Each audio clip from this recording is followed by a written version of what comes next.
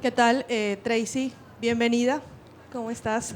Bueno, Tracy, nuevamente una victoria y contundente, dominante. Más allá de este resultado, ¿qué fue lo más difícil que tuviste que pelear internamente para llegar esta tarde? Bienvenida. No, nada, nada. Vine bien, saludable, mentalmente, espiritualmente, físicamente. Estoy bien. El campamento era, pues, casi perfecto.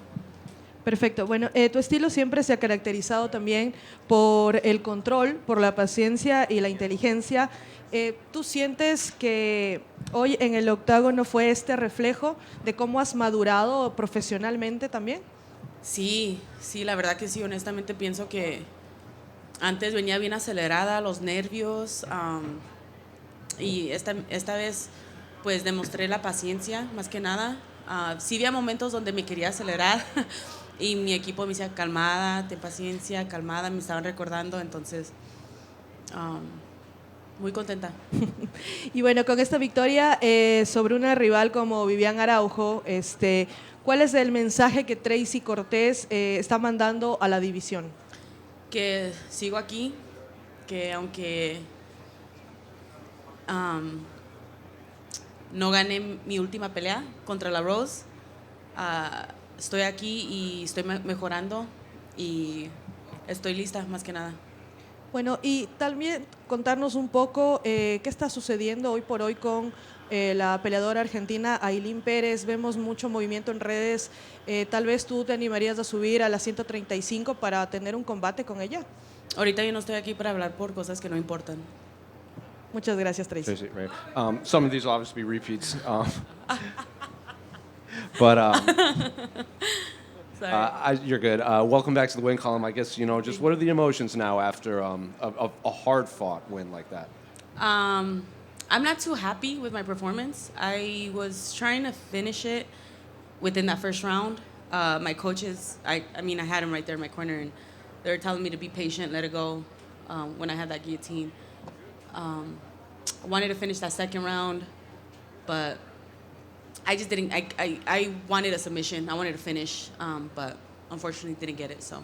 Well, I mean, the broadcast was, all praise on your performance. They had a lot of moments in there that maybe they hadn't seen from you, facing adversity in there. And Yeah. I think they kept using the word poise in there. Like, Tracy looks more poised than I've seen her in the past. So I guess just, you might not have been happy with it, but I guess in hindsight, just how do you think that fight, played out compared to, expectations? And then a lot of people, the broadcast, seemed surprised at, how good you actually looked in that.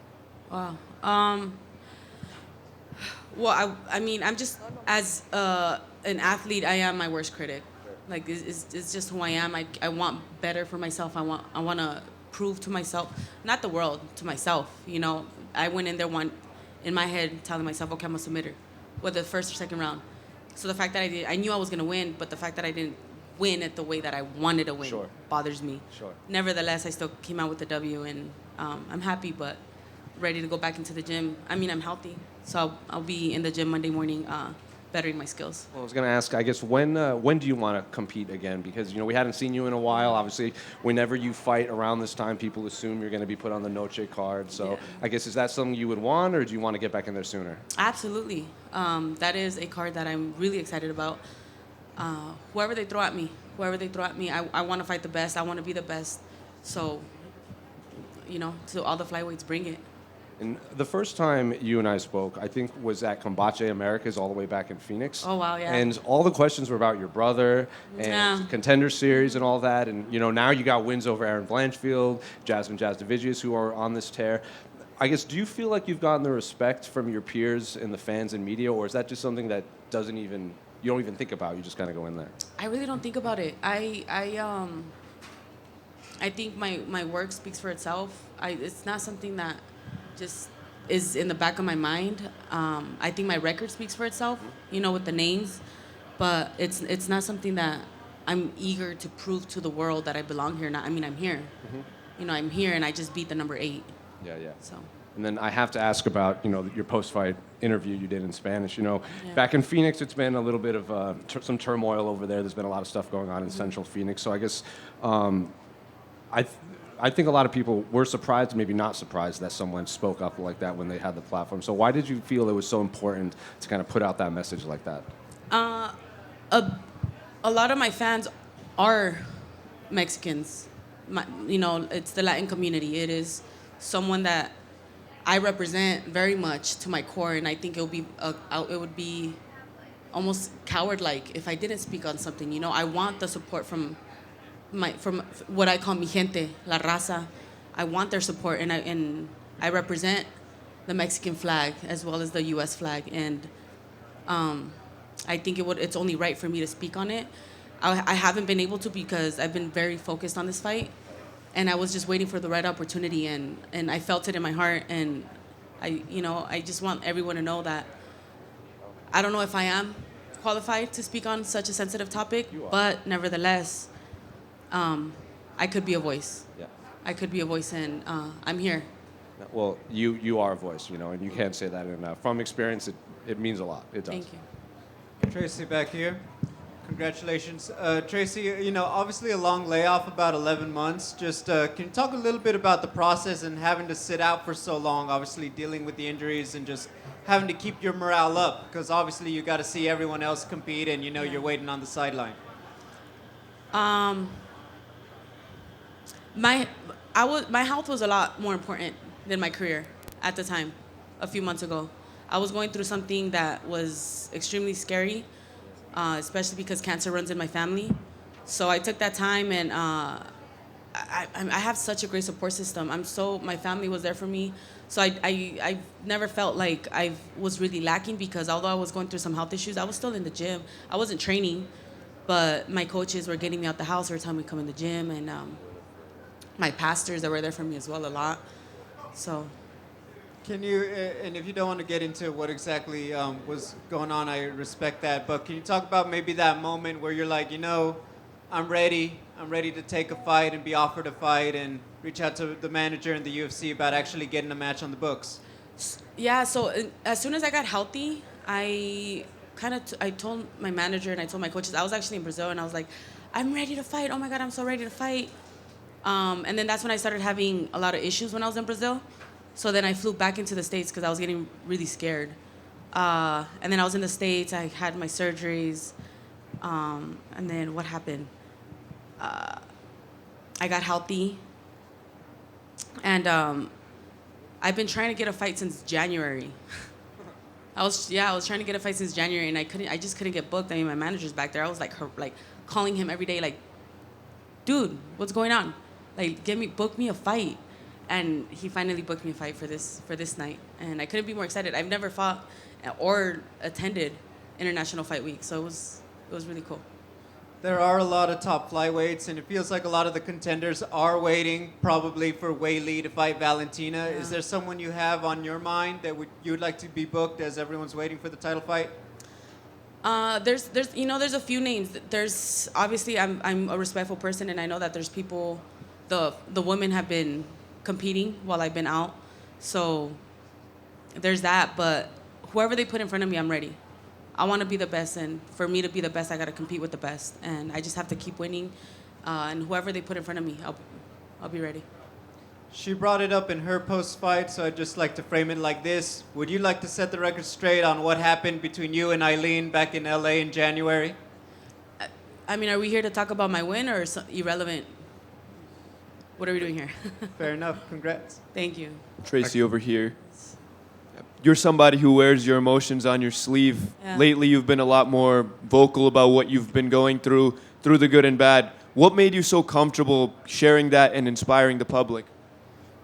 Sorry, repeat that again? I'm so sorry. You're someone who wears your emotions on your sleeve. You have a lot more recently. What made you so comfortable to share that and inspire the public? Inspired by what I said? By the way you overcome things. Oh, it's just who I am. It's just I wear my heart, like you said, I wear my heart on my sleeve. I'm true to myself. I don't put on a front. I'm me. I show up as me, and I mean, I'm blessed enough to have the love and support from people around the world for just being me. I don't have to put on a front or act like someone I'm not, Thank you, Tracy. Congrats. Thank you. Aquí Tracy, aquí atrás.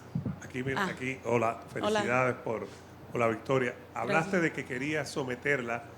¿Cuán cerca sentiste en un momento o en dos momentos que las tenías casi sometida, que estabas ganando, que podías vencerla por sumisión? ¿Sentiste que la tuviste cerca? En cada round sentí que ya terminando el primer round pensé que ya la tenía y luego mi entrenador me decía, ten paciencia, y yo, ay, no manches.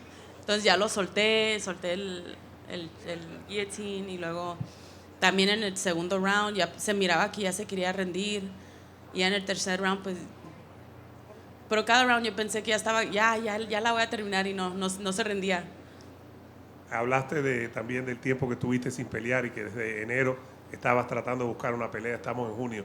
¿Tú esperas que te den ahora una pelea? Estamos mitad del año. Que te den una antes de que se acabe el año. ¿Quieres tener un ritmo bueno que pelear con más frecuencia? Sí, claro que sí. Yo sé, yo estoy sana, no estoy, nada me duele, nada se me quebró, entonces yo estoy lista para, aunque si me quieren poner en noche otra cartera, sí, yo estoy lista. Felicidades. Muchísimas gracias. Tracy, en español para la raza, enhorabuena por tu victoria. Fueron unas palabras muy bonitas y en relación a eso me gustaría preguntarte por qué, evidentemente si te gustaría, cómo de posible es verte en Noche UFC y si no es así, ¿por qué? ¿Por qué alguien como tú no estará en una fecha tan importante? Pues no sé, todo depende en lo que quiera el jefe, ¿verdad? todo es lo que quiera el jefe, en quién quieren que esté en esa cartera, entonces, y si primeramente Dios me digan que sí a mí y no me tengan en los prelims, pero ahí sí, y aunque esté en los prelims, estuviera un orgullo pelear de vuelta en Noche UFC. ¿Hay algún nombre que te haga especial ilusión? Imagino que a Aileen lo vas a obviar. ¿Hay algún nombre que te haga especial ilusión para esa fecha? La que sea en la división donde me siga subiendo para arriba. Muchísimas gracias. Gracias a usted. Tracy, por acá, nada más una de mi parte. Bueno, veíamos que al final de la pelea, Viviane, no sé si tal vez estaba emitiendo alguna queja del referee, tal vez también se fue molesta, ¿hubo algo ahí o algún cruce de palabras, la razón por la que tampoco te estrechó la mano cuando se acabó la pelea? Estaba enojada, estaba brava, no más. No hubo reclamos, nada, bueno, se veía frustración de ella nada más a ver si es que tal vez ella emitía algún reclamo hacia el referee al final. No sé. Ok, gracias. Perdón. Gracias.